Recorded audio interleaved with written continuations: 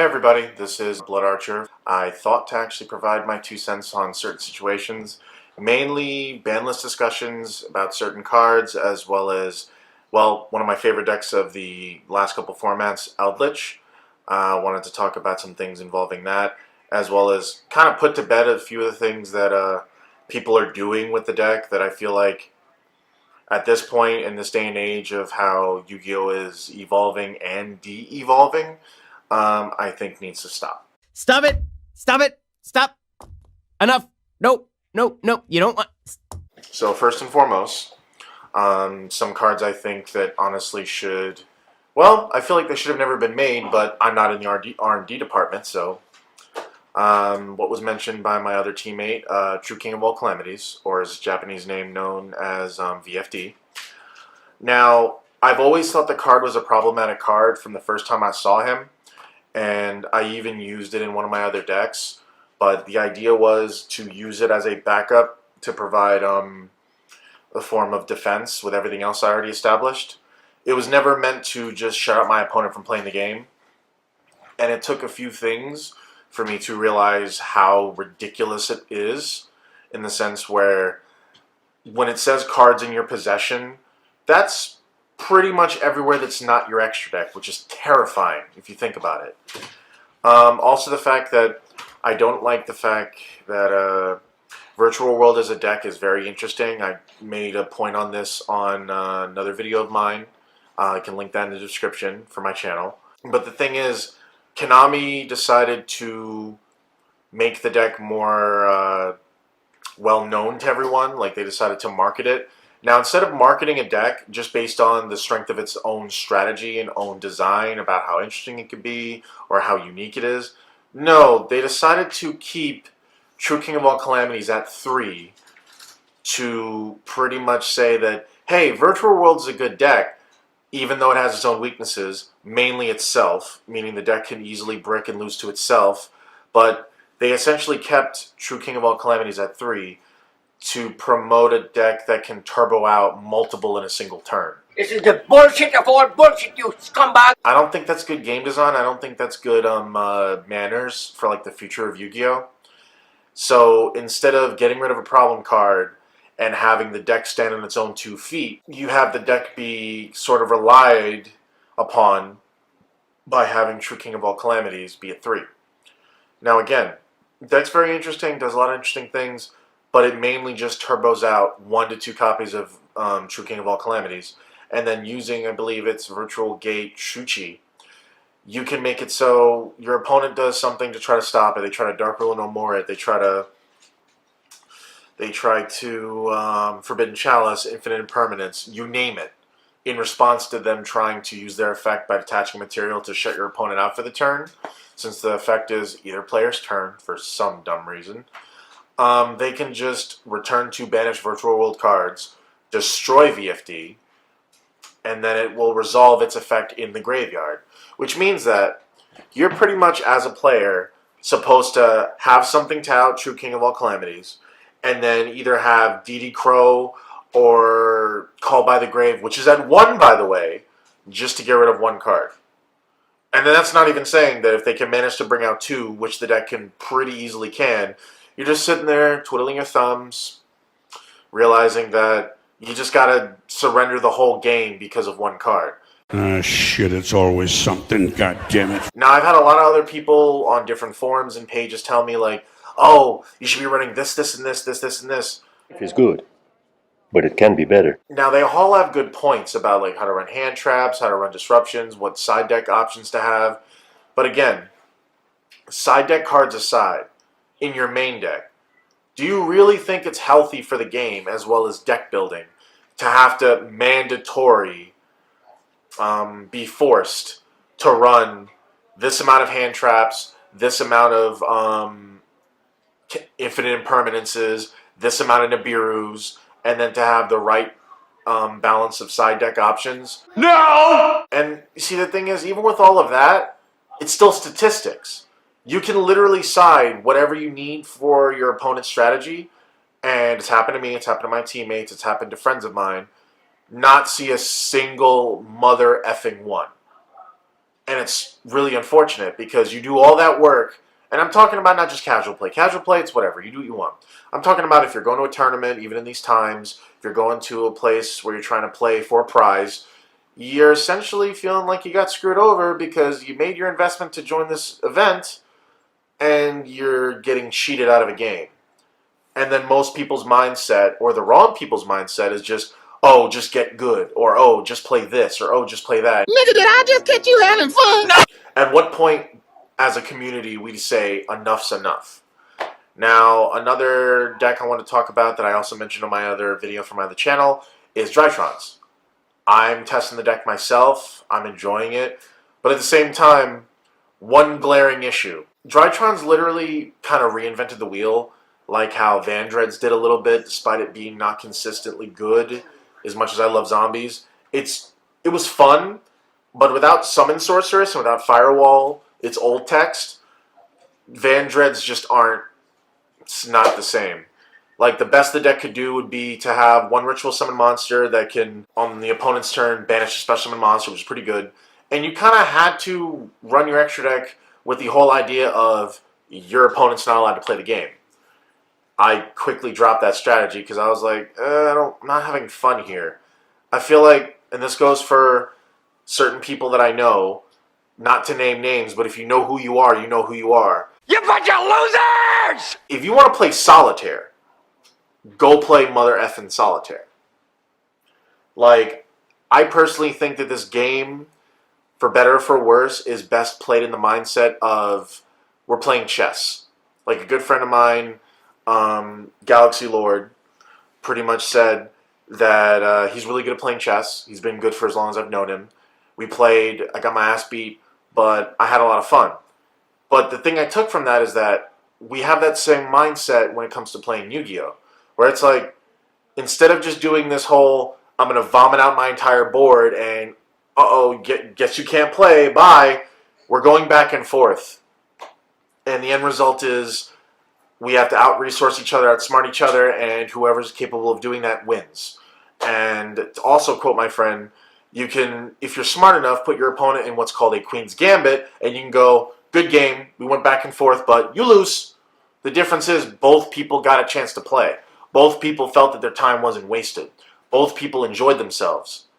Instead of the game lasting like, I don't know, a few minutes, you're actually enjoying your whole day. And the thing is, at the end of the day, when you're playing a hobby, you're enjoying your hobby, if you're not having fun and your description of fun is, meh, only I get to do things, you can't, I feel like you need to pick up another card game, or I feel like you just need to not play card games. Now, mind you, if you guys disagree with me, that's fine. Go ahead, comment down below. Dislike, like, don't care. But people in general that think I'm going to just oonga boonga my way into making sure that every person I play can't have any fun. That's some weak ass bullshit, you bitch ass motherfucking busters. What did you say? I believe he said that is some weak ass bullshit. Was that it, G-Baby? Yeah, that's it. Stay away from me. I might catch the stupid.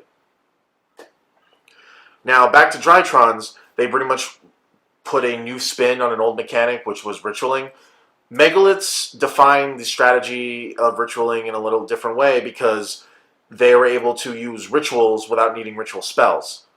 They would use monsters as the ritual spell. I'm like, that's interesting. That was so different. And the deck's not super competitive. The deck saw a few wins here and there.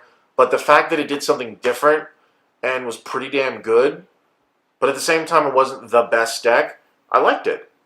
Call me crazy, but I like decks that I'm able to have fun with, but also can do very interesting things.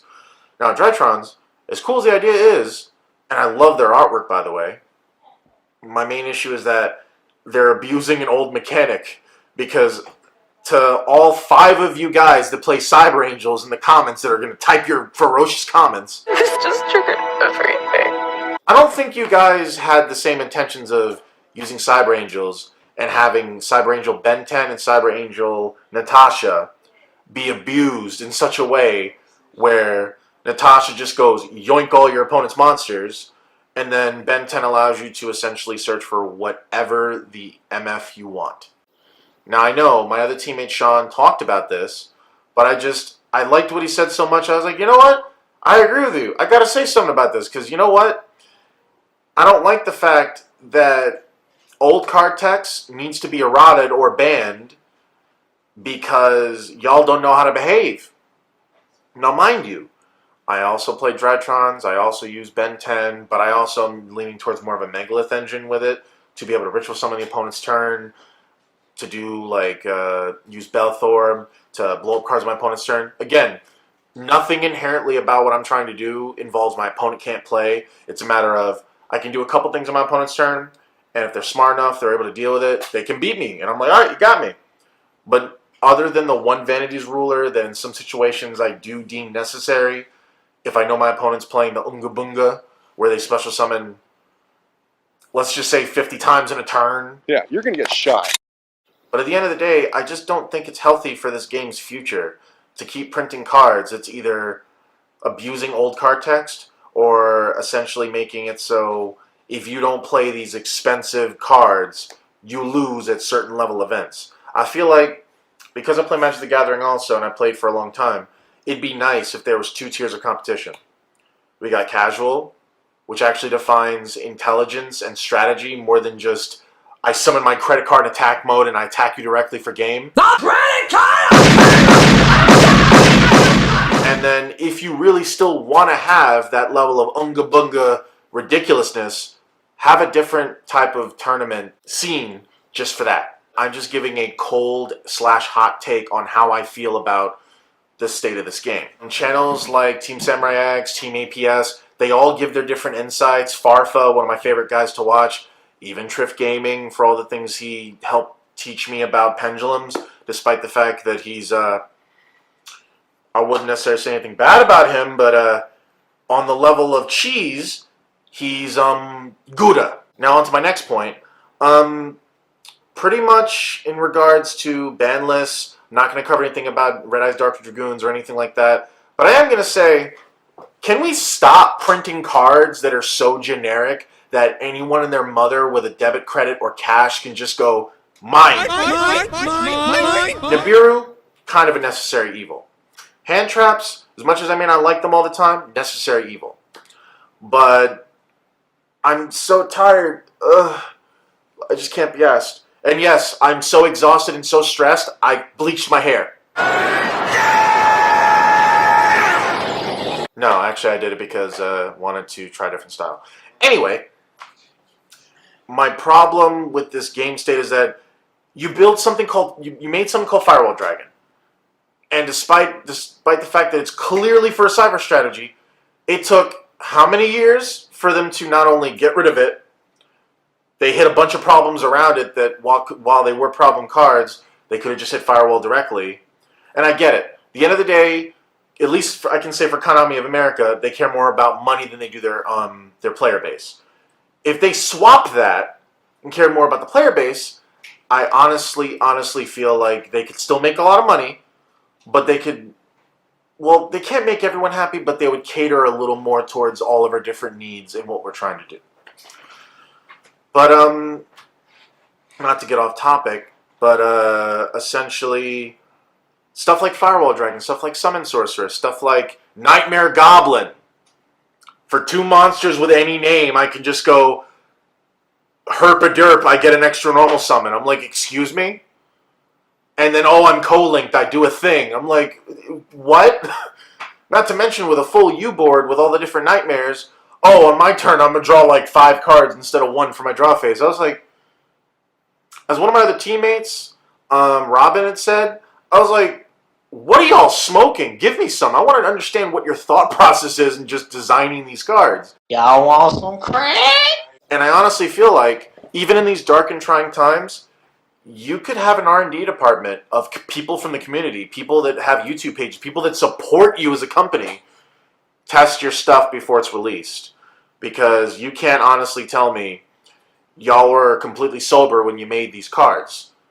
And again, not trying to harp on the idea of Red Eyes Dark Dragoon, but stuff like that, being too generic to just cheat out of the extra deck, like Guard Dragon Argipane, I feel like y'all make these really high-tiered nonsense, and then on the opposite end, you'll fill your packs and sets with filler to make a set that looks really interesting, artwork's amazing, but you're literally the most fair thing in the universe. I'm talking about you, mutants. I'm talking about you, Plunder Patrol. I'm talking about you, Toons. It's like watching a bunch of retards trying to fuck a doorknob out there. Now again, while they're all interesting decks to play against and fight and make, I don't like the fact that y'all make this legacy support or support that's really amazing. Some of the best artwork I've ever seen, where I feel like you guys are doing an amazing job, but because reasons, they're really fair and can't compete, and you'll randomly see something like that top or maybe win, but the amount of time that'll happen and the deck doesn't include the Dragoon package or Shadal's in it or Dogmatic is in it, it's not going to happen very often. So it's like, I really wish that since you guys do this all the time, maybe, just maybe, consider, how about you either make everything fair, where everything will slowly get power crept instead of immediately out the gate, or make everything ridiculously broken. Because I feel like you guys don't understand long term. Now again, I mean no disrespect against you guys as a company, Konami. I don't. Lie accomplished. I love your game. It helped actually teach me English when I didn't know English from a grain of salt. You know, reading the English cards when they were coming out, collecting the Japanese cards, whatever. But I feel like we've gone so far down a rabbit hole that it's like, I don't know if we'll be able to come up. And you guys have shown us that on some occasions you're not afraid of just dropping the hammer and banning everything that was a problem. But then you guys power creep certain things into infinity and then we're right back to square one. And I'm going off of, mind you, I took a couple years as a break because life, came back to the game, had to understand what the hell pendulums and links were, and I immediately saw the problem. Cards that are too generic to summon, and then people just come up with these really crazy, like, coke dream nightmare ideas of, I'm going to put this, this, and this, and this, and then some player topped with it, and they're like, the hell is this list? What are you doing? Are you people fucking retarded? And essentially, I feel like you guys got to draw the line in the sand. Either make everything ridiculously broken, where everything has a fair shot, and things can stop other things, everything will have a strength or a weakness, almost like how Pokemon can be, where everything on some level is pretty much the same, but yet there are certain things that stop other things. Or stop printing this amazing, beautiful archetypes that are fair. Like, I want to build the new archetype Abyss. Yeah, I see what you guys did there, Konami. But despite the fact I'm going to try my best to make the deck competitively viable and fun, you guys gave some of the weirdest balances. And it's like, are you guys that afraid of making a broken-ass reptile archetype? I hate snakes! Y'all are okay with Dragon Link? You're all okay with other stuff existing that's borderline tier 0, but not snakes? Really? Really? Getting back on point, sorry about the tangent. I just felt like it was necessary for you guys to understand my point of view. If you guys agree or disagree, please let us know. We're trying to grow as a channel. We're trying to reach people that either feel the way we do or can probably give a good argument on why they feel the opposite. If y'all are just going to disagree without giving a valid reason or argument or mindset to try to understand your perspective on the game, sorry. Sorry but not sorry. Don't care. Don't care. Just go away. Bye-bye. And pretty much goes to my last point. I play Eldritch. So does my teammate Shadow Raven. We both have different variants. He plays more monsters and using the Zombie World engine with Doom King Baldarok and Mizuki, Shiranui Solitaire, all that wonderful stuff for zombies to do either synchro plays, link plays, whatever. I play the more trap variant, which you guys saw in my deck profile, which, by the way, please check it out. My issue is this. I've run into so many people that have the audacity to tell me, pure Eldritch sucks. And I'm just like, who hurt you? Show me on the doll where he touched you. I don't like the fact that people just like to splice anything into everything and say, oh, this is Zodiac Eldritch, this is ABC Eldritch, this is Mermail Eldritch. You heard me right. And just look at you as if nothing is wrong. And it's like, what does Konami have to do with restrictions for y'all to understand that these cards are not meant to be spliced together? I was thinking about it yesterday when I was by myself. Does all the Eldritch cards have to literally say, And I was thinking about this. This would be a very funny ass way to print cards that are for specifically a type. If all the Eldritch cards had said, you cannot play these cards in your deck if you have non-main deck, non-zombie main deck monsters. Now I know that sounds harsh, but I guarantee if that was the case, everyone and their mother would immediately drop the strategy. Hell yes. Unless you count the purists who actually enjoy the game and want to be like, ooh, zombies, I'm going to play it. But it's like, what does Konami have to, does Konami literally have to print restrictions like that? Where they go, if you play this card, you're not allowed to play non-main deck XYZ thing? I don't think we have to do that, but apparently y'all meta sheep and y'all people that think you're being innovative, you clowns, think otherwise. For this, you will pay a terrible price. I honestly feel like the best versions of Eldritch is either Eldritch with zombies, just utilizing the zombie world strategy, and not only stopping your opponent from doing certain things that are ridiculous, but constantly refueling your graveyard, constantly doing things that's what zombies do in almost every card game, including Magic the Gathering. Or the version I prefer, where you're playing a tempo-based build, you're playing chess, Eldritch the Golden Lord is your king, and your trap monsters are your pieces. And one by one, you go through piece, taking your opponent's pieces. Piece by piece. Until eventually they either put you in a Queen's Gambit, or you beat them. I honestly feel like Konami needs to do something for future-proofing cards. Like, for instance, one of my teammates plays Dustin's. But the problem here is this. They literally only function in anything that predates pendulums and links. I feel like that's not a good way. It's almost like, on one hand, I could say that maybe they didn't know that links were going to exist, or pendulums were going to exist. But on the other hand, if you want to make a deck, whether it's rogue tier, fun, whatever, future-proof your cards. Make it so they can't be abused with everything under the sun, and also make it so that years down the line, they don't become unplayable, where you literally can't enjoy these things that you enjoy about the game and actually have fun with your friends. So unless you're playing with friends, you can't enjoy it? Like, that's not fair. You spent money on this, whether it was a lot of money or not. I feel like this is a hobby. And for some people, it's a job to play cards for a living. I feel like if you spend all this money, because some of this stuff can be expensive, you should enjoy yourself. You should be able to have fun, not only with your friends. You should be able to go to a local card store, go to a tournament, make friends because y'all are having an amazing time and enjoying each other's company, and just doing things with each other. You're just like, oh, that's awesome, that's interesting. It's different, instead of it being the same cookie cutter nonsense, where they just throw these 3 cards in here and call it this deck, or throw these 9 to 12 cards in this and call it this deck. And the same thing can go for fucking Numerons. Love it as an idea, love it as a strategy.